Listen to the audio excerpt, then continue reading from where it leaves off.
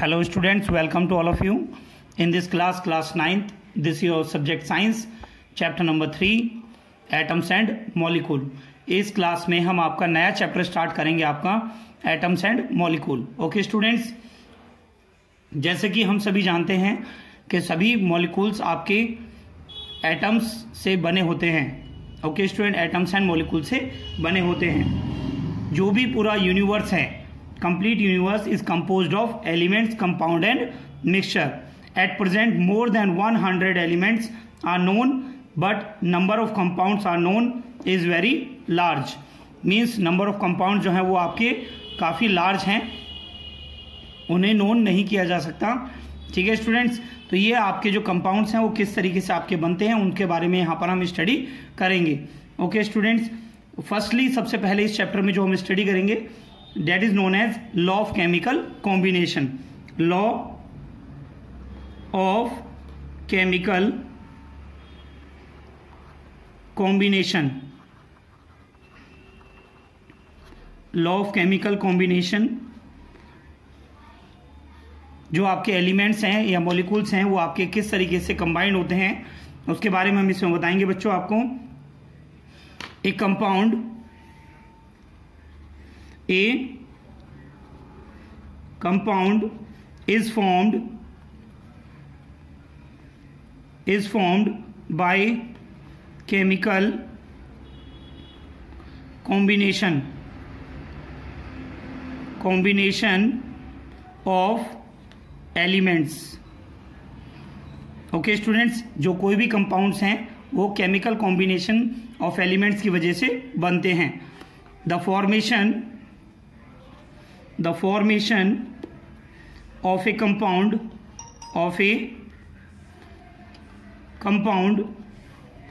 by the combination of elements is governed by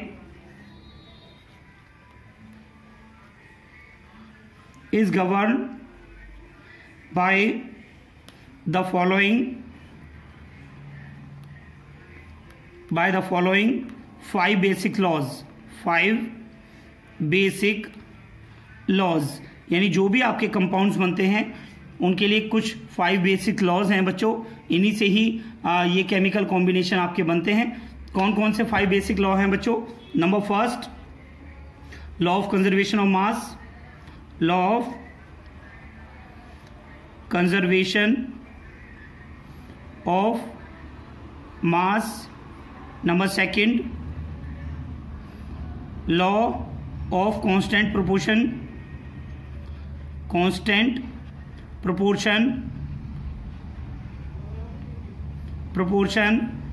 Okay student. Number third, law of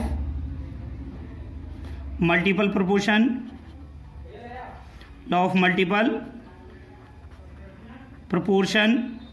Number 4, law of reciprocal proportion, and the last one is Gay-Lussac law. Gay-Lussac law of combining volumes. Okay students, but in your syllabus only 2 laws are given, number first and number second, to which we read in detail. Okay students, let's start with the first law of conservation of mass. Law of conservation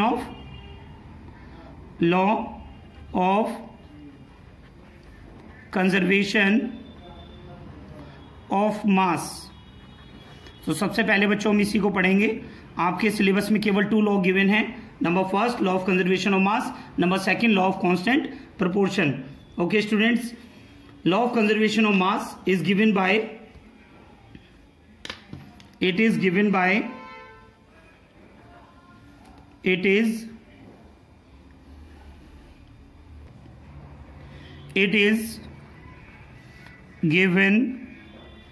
by Antoine लवेशियर,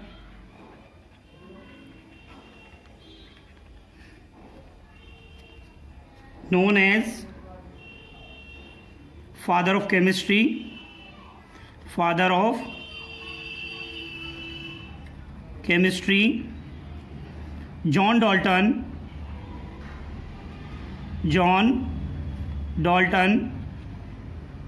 used to this law as the basis of his atomic theory। यानी John Dalton ने जो atomic theory given है आपकी syllabus में, उन्होंने इस law को use किया है। ये लॉ क्या है बच्चों, इसके बारे में स्टडी करते हैं। According to this law,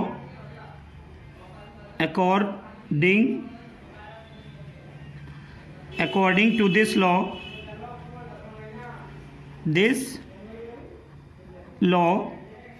whenever a physical or chemical change takes place, the total mass of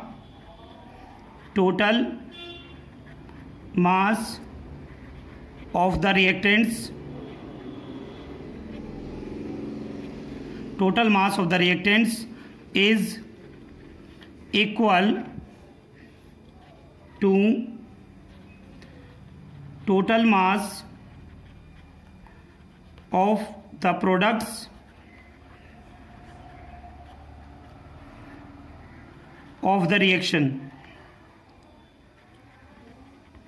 okay students, इन्होंने जो लॉ दिया था, इस लॉ के अनुसार बताया whenever a physical change, कभी भी कोई फिजिकल चेंज या केमिकल चेंज होगा किसी भी रिएक्शन में, total mass of the reactants is equal to the total mass of the product of the reaction, total mass of the product of the reaction. तो किस तरीके से होता है, चलिए बच्चों इसके बारे में स्टडी करते हैं। जैसे कि बच्चों आपको एक रिएक्शन गिवन है यहां पर, calcium carbonate,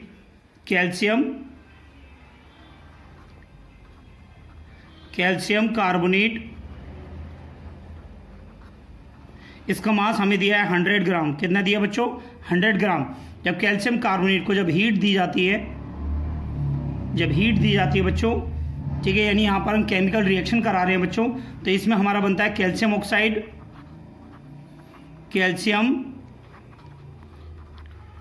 oxide plus carbon dioxide.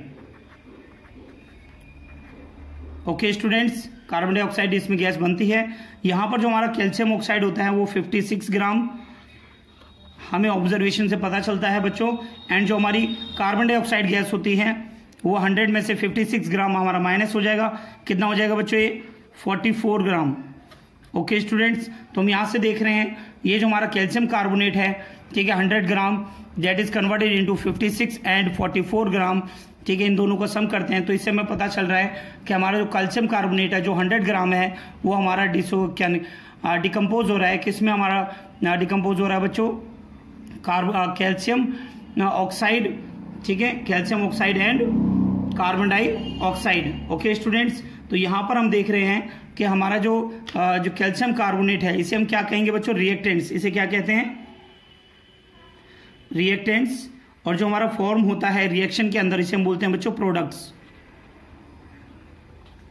Okay students, तो यहाँ पर हम रिएक्शन को अगर हम यहाँ पे डिफाइन करें, रिएक्टेंट्स हमारे क्या हैं, रिएक्टेंट्स की डेफिनेशन क्या होगी बच्चों, रिएक्टेंट्स, व्हाट आर रिएक्टेंट्स। आपसे अगर एग्जाम में पूछा जाए तो आप क्या लिखेंगे, the substance that take part in the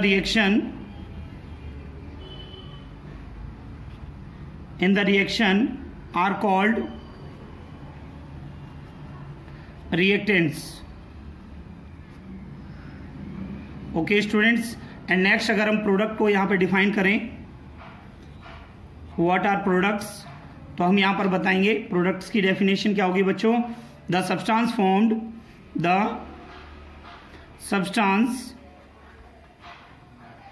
formed in as a result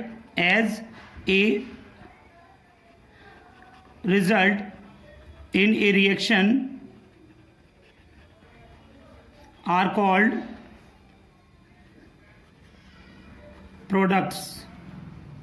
okay students, जो हमारे लिए जाते हैं, जो भी सब्सटेंस हम ले रहे हैं उन्हें हम रिएक्टेंट कहते हैं, और जो हमारा बनता है एरो के बाद में जो बन रहा है उसे हम प्रोडक्ट कहते हैं। या फिर अगर हम सिंपली अगर इसे समझें, जो एरो से पीछे लिखा जाता है उसे हम रिएक्टेंट कहते हैं, जो एरो के आगे लिखा जाता है उसे हम प्रोडक्ट कहते हैं। क्लियर स्टूडेंट्स, सभी बच्चों को ये पॉइंट क्लियर हो गया होगा बच्चों। ठीक है, सभी बच्चे ध्यान दें, यहाँ पर एक नोट पॉइंट हम आपको बता रहे हैं, ये ध्यान दें सभी students. Note,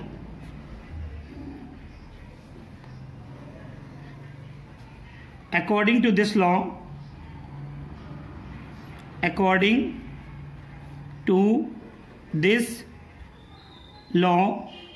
there is no loss or gain in mass during a physical or chemical change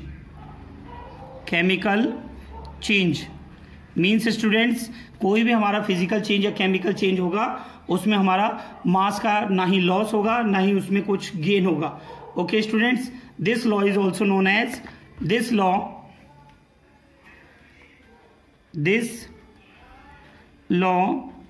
is also known as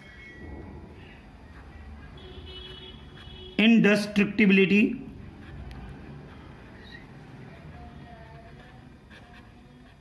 of matter। ओके स्टूडेंट्स, ये सभी बच्चों को ये ध्यान रखना है। तो बच्चों ये आपका था फर्स्ट लॉ, जिसको हमने यहाँ पर आपको एक्सप्लेन किया। यहाँ पर कोई भी केमिकल रिएक्शन आपको गिवन होती है तो उसमें आपका जो total mass of the reactant होता है that is equal to the total mass of the product. ठीक है, तो यहाँ ये था बच्चों आपका law of chemical reaction, law of conservation of mass जो आपने पढ़ा बच्चों। ठीक है, law of conservation of mass, law of chemical combination में this is your first law. यहाँ पर रिएक्टेंट जो आपको बताया गया, किसी भी रिएक्शन में जो सब्सटेंस पार्टिसिपेट करते हैं उन्हें हम रिएक्टेंट्स कहते हैं, जो हमारे सब्सटेंस हमारे बनते हैं उन्हें हम प्रोडक्ट कहते हैं।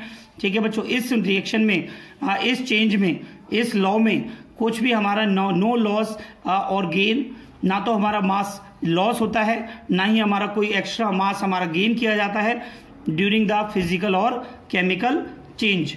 ओके स्टूडेंट्स, नोट कर लीजिए बेटा सभी। देखिए बच्चों, मैंने यहाँ पर एक क्वेश्चन आपको दिया है, ये आपका होमवर्क क्वेश्चन है, तो सभी बच्चे इसे होमवर्क में इसे लिखेंगे, इसे अपने आप इसे करने की कोशिश करेंगे जैसे कि मैंने आपको अभी समझाया था। ठीक है, इन रिएक्शन, एक रिएक्शन आपको गिवन है जिसमें आपका 5.3 सोडियम कार्बोनेट जो रिएक्ट कर रहा है तो बच्चों ये रिएक्टेंट हो जाएगा। ठीक है, with 6.0 gram of ethanoic acid, यानी ये दोनों आपके रिएक्टेंट हो जाएंगे, बच्चों। ठीक है, द प्रोडक्ट वर, जो प्रोडक्ट आपके बनेंगे 2.2 gram of carbon dioxide, 9.9 gram of water and sum of sodium ethanoate आपका बनेगा। What is the expected weight of sodium ethanoate, यहाँ पर सोडियम इथोनेट का वेट, एक्सपेक्टेड वेट कितना होगा ये आपको फाइंड करना है। ओके स्टूडेंट्स, तो सिंपल है आपका सोडियम कार्बोनेट, जो मैंने आपको बताया, ये sodium carbonate reacted with 6 gram of ethanoic acid आपको दिया है, तो बच्चों ये आपके रिएक्टेंट हो जाएंगे। फिर आप एरो लगाएंगे, प्रोडक्ट आपके क्या क्या बनेंगे बच्चों, 2.2 gram of carbon dioxide plus water, 0.9 gram of water and sum को आप मान लेंगे बच्चों एक्स, तो आपका कितना आ जाएगा 5.3 gram plus 6.0 gram is equal to 2.2 gram plus 0.9 gram plus X. तो आप इसको अगर हम इक्वेट करके देखेंगे, इन दोनों के इक्वल रखेंगे, 5.3 plus 6.0 is equal to 2.2 plus 0.9 plus X, तो आप एक्स की वैल्यू इजीली फाइंड कर पाएंगे, जो आपका एक्सपेक्टेड वेट होगा सोडियम इथोनेट का। ओके स्टूडेंट्स, सभी बच्चे इसे नोट कर लेंगे। नेक्स्ट लॉ आता है बच्चों आपका law of constant proportion. Law of constant proportion क्या है, चलिए बच्चों इसके बारे में स्टडी करते हैं। लॉ ऑफ कांस्टेंट प्रोपोर्शन क्या है, सबसे पहले तो एक बात ध्यान रखें बेटा, इस लॉ को हम डेफिनेट प्रोपोर्शन भी कहते हैं। तो हम यहाँ पे लिखेंगे this law also known as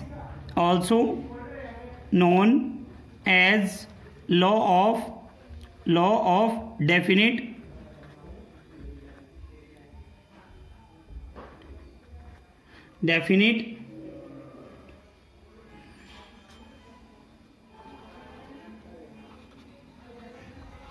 proportion. Okay students, तो इसे हम लॉ ऑफ डेफिनेट प्रोपोर्शन भी कहते हैं इस लॉ को। तो सभी बच्चे ये पॉइंट ध्यान रखें। ये लॉ किसने दिया था बेटा, ये देखिए यहां पर, this law is given by this law was given by French chemist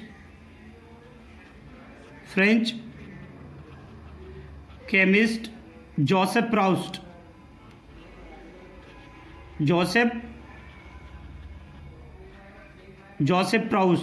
तो बच्चों ये जो लॉ दिया था, ठीक है, लॉ ऑफ कांस्टेंट प्रोपोर्शन, जिसे हम लॉ ऑफ डेफिनेट प्रोपोर्शन भी कहते हैं, ये जोसेफ प्राउस्ट ने दिया था बच्चों। According to this law,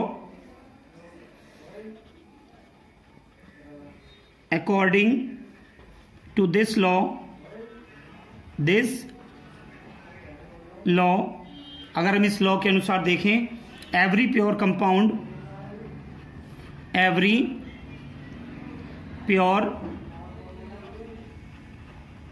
compound always contains the same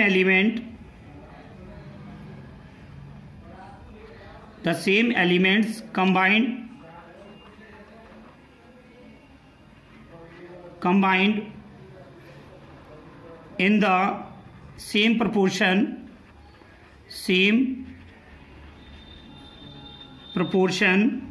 by mass।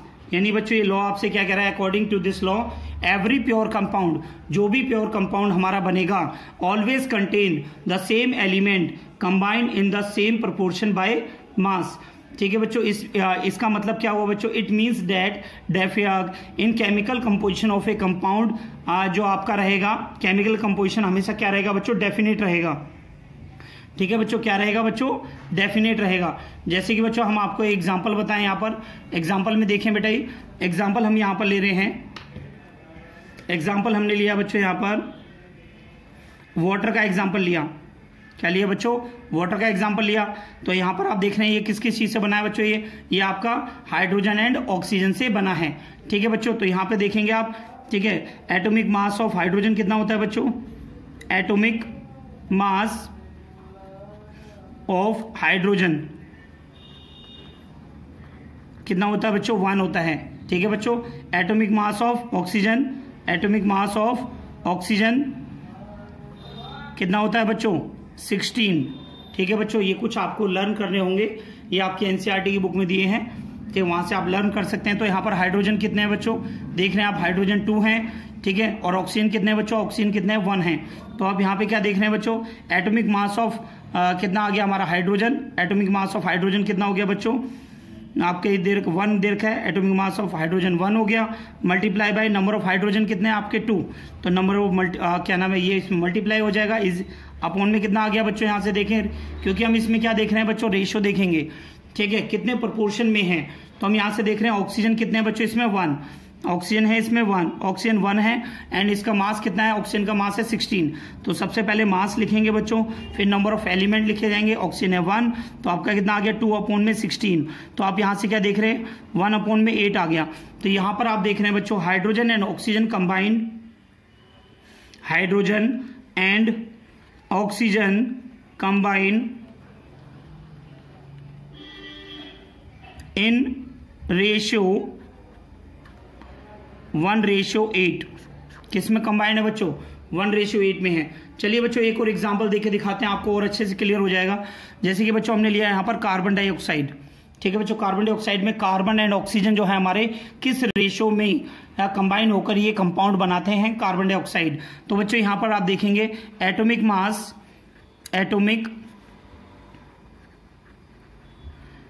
Mass of carbon,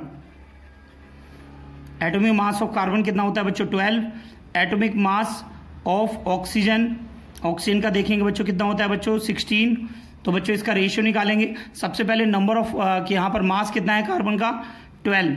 carbon कितने हैं बच्चों इसमें दिखाई दे रहा है आपको 1 है। ठीक है स्टूडेंट्स, एंड यहाँ पर ऑक्सीजन का मास कितना है बच्चों 16। ठीक है स्टूडेंट्स, एंड ऑक्सीजन के आपके कितने इसमें नंबर ऑफ एलिमेंट्स हैं आप देख सकते हैं इसमें कितने बच्चों 2 हैं। तो आप इसमें 2 से मल्टीप्लाई कर देंगे तो आपका कितना आ गया 12 अपॉन में कितना हो गया बच्चों ये 16 इंटू 2 कितना हो गया बच्चों 32। ठीक है स्टूडेंट्स, तो आप इसे 2 से रिड्यूस कर सकते हैं। 2 से रिड्यूस होने पर कितना आ रहा है बच्चों इसमें 2 से रिड्यूस होने पर 2 से कितना हो जाएगा ये 2 6 जा 12। 2 से इसे देखेंगे यहाँ पर ये हो जाएगा 16, 2 3 जा 6 एंड 2 8 जा 16। तो बच्चों आपका कितना आ गया carbon and oxygen, carbon and oxygen combined in ratio कितने रेशो में बच्चों ये 3:8। तो आपका रेशो कितना आ गया यहाँ पर 3:8 आ गया। ठीक है बच्चों, तो यहां से आप देख सकते हैं कार्बन एंड जो ऑक्सीजन का जो रेशो आ रहा है वो आपका आएगा बच्चों 3:8। ओके स्टूडेंट्स, तो इस तरीके से लॉ ऑफ कांस्टेंट प्रोपोर्शन को हम यहां से सॉल्व कर सकते हैं। और कोई भी कंपाउंड अगर हमें गिवन है तो कितना उसमें प्रोपोर्शन है तो इसे हम कैलकुलेट कर सकते हैं। ठीक है स्टूडेंट्स, तो ये केवल कार्बन डाइऑक्साइड और वाटर के लिए ही नहीं है बच्चों, ये किसी भी कंपाउंड के लिए हम इसे सॉल्व कर सकते हैं। तो बेटा आपके सिलेबस में केवल यही 2 कंपाउंड आपको गिवन है, यही 2 लॉ आपको, सॉरी कंपाउंड नहीं बच्चों, ये दो लॉ आपको गिवन है जो मैंने आज की क्लास में आपको पढ़ाए। नंबर फर्स्ट था law of conservation of mass and law of constant proportion. Law of conservation of mass में मैंने आपको बताया बच्चों total mass of the reactant is always equal to the total mass of the product in a chemical और physical change. Okay student, law of constant proportion में आपने देखा according to this law every pure compound always contain the same element combined in the same proportion by mass. Okay student, जैसे कि मैंने यहाँ पर water और कार्बन डाइऑक्साइड में आपको करके दिखाया, सभी बच्चे नोट करें। नेक्स्ट टॉपिक है बच्चों आपका डाल्टन एटॉमिक थ्योरी। तो डाल्टन ने एटॉमिक थ्योरी में डाल्टन ने क्या एक्सप्लेन किया है बच्चों, इसके बारे में हम इसमें स्टडी करेंगे। ठीक है, जॉन डाल्टन ने एटॉमिक थ्योरी में क्या चीज़ें एक्सप्लेन करी हैं, कौन कौन से लॉ का इसमें यूजेस किया है, ठीक है, क्या क्या इनके अजम्पशंस हैं, उनके बारे में इसमें हम कंप्लीट स्टडी करेंगे।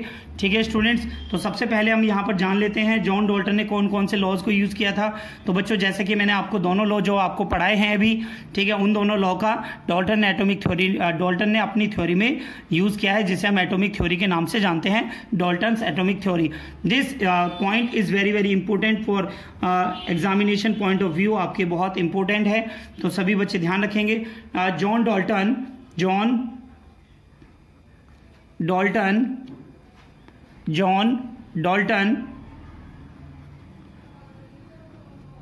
used two fundamental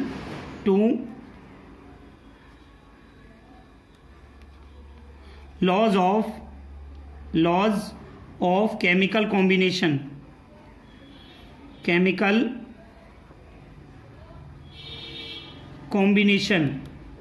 ठीक है बच्चों, कौन कौन से लॉ थे, that is law of conservation of mass, law of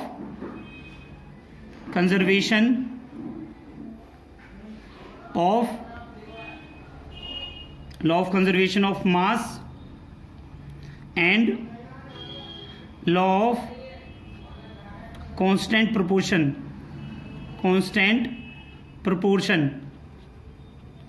okay students, तो इन्होंने इन जो लॉ को इन्होंने अपने लॉ में लिया, ठीक है, अपनी जो थ्योरी इन्होंने एक्सप्लेन करी, law of constant proportion and law of जो law of conservation of mass and law of constant proportion, ठीक है, लिए बच्चों इन्होंने as the basis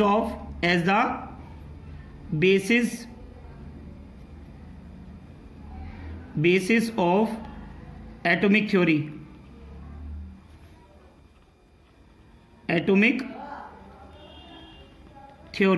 okay students, जो इन्होंने एटॉमिक थ्योरी दी है, इन्होंने इन दोनों लॉ को क्या लिया है, एज ए बेसिक लॉ इन्होंने लेकर इन दोनों लॉ को एक्सप्लेन किया है।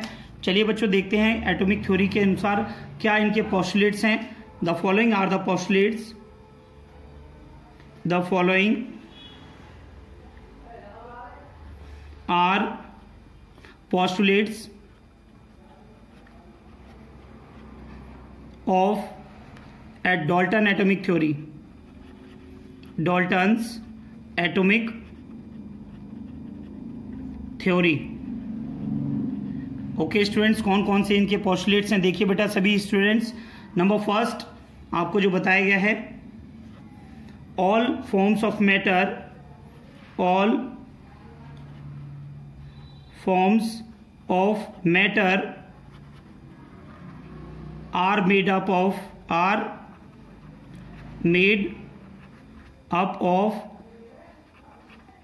very small discrete particles,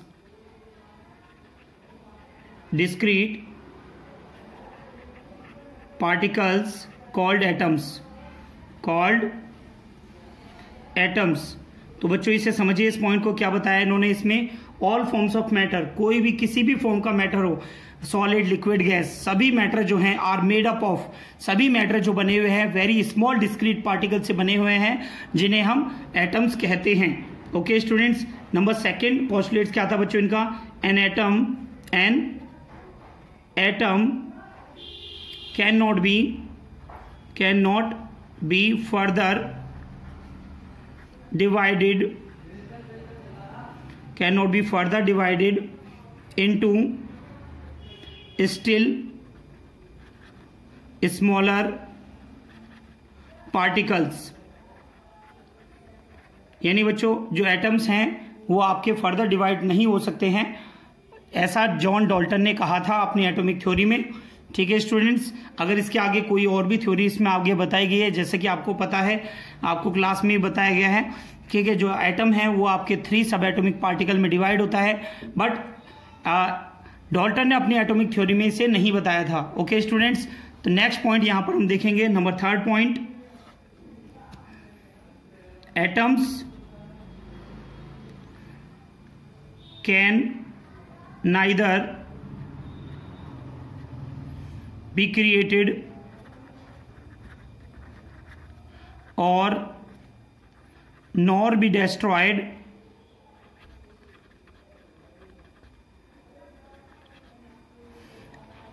in the chemical processes।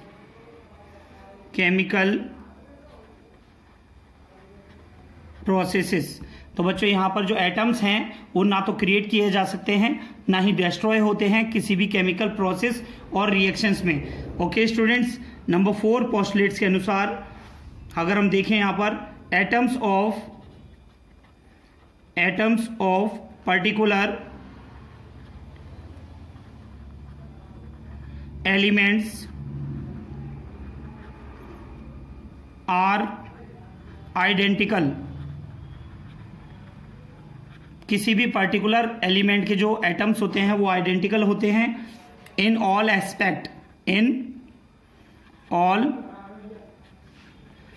Aspects, that is they have same mass size and chemical properties.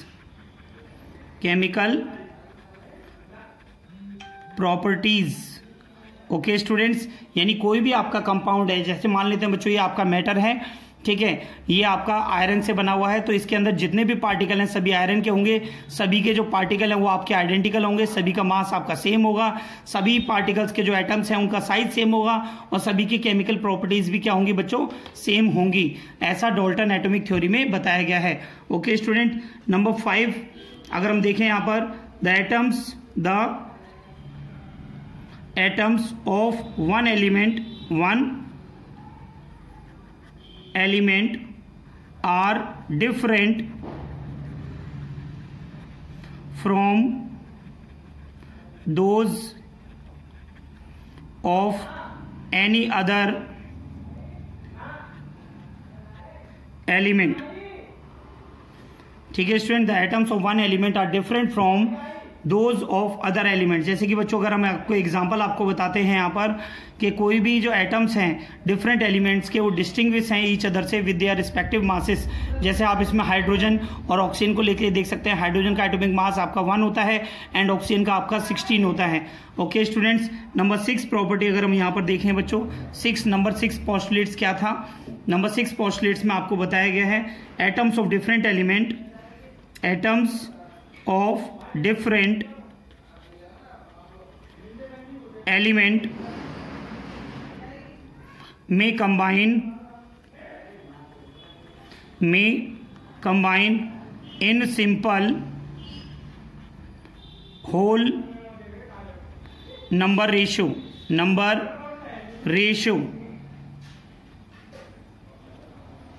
to form compound atoms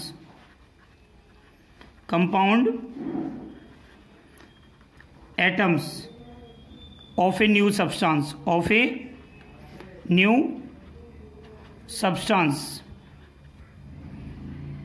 ठीक है स्टूडेंट्स, यानी एटम्स ऑफ डिफरेंट एलिमेंट्स जो हैं वो आपके कंबाइन हो सकते हैं सिंपल होल नंबर रेशियो में। जैसे मैंने आपको अभी लॉ ऑफ कांस्टेंट प्रोपोर्शन में आपको बताया, हाइड्रोजन एंड ऑक्सीजन मिलकर आपका क्या बनाते हैं बच्चों, क्या कंपाउंड बनाते हैं? वाटर बनाते हैं। ठीक है स्टूडेंट्स, तो इस तरीके से यहाँ पर जॉल्टर ने अपनी एटॉमिक थ्योरी में यहाँ पर बताया कि एटम जो है एक स्मॉलेस्ट पार्टिकल है किसी भी एलिमेंट का, जिसे हम फर्दर डिवाइड नहीं कर सकते हैं एंड ये रिटेन किया जाता है डिफरेंट प्रॉपर्टीज के साथ में जब ये कंपाउंड्स को फॉर्म करते हैं। ओके स्टूडेंट्स, तो ये आपकी एटॉमिक थ्योरी के आपके 6 पॉइंट्स हैं और ये 6 के 6 पॉइंट्स आपको अच्छे से लर्न होने चाहिए बच्चों, क्योंकि ये पॉइंट्स अगर एग्जाम में क्वेश्चन आता है यहाँ से तो 3, 4, 5 मार्क्स का भी आपका ये क्वेश्चन बन सकता है।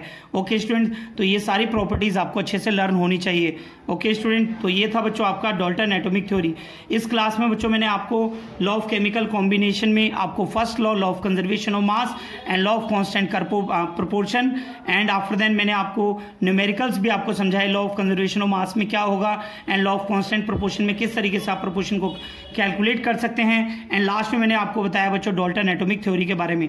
ठीक है स्टूडेंट, ये सारे पॉइंट्स अपनी कॉपी में नोट करिए, अच्छे से रिवाइज करिए 1 मार्क्स के क्वेश्चंस को अच्छे से नंबर लाने के लिए। उनमें एनसीईआरटी में ये चैप्टर नंबर आपका 3 है, तो सभी बच्चे एनसीईआरटी से इस चैप्टर को रीड करना स्टार्ट कर दीजिए बच्चों।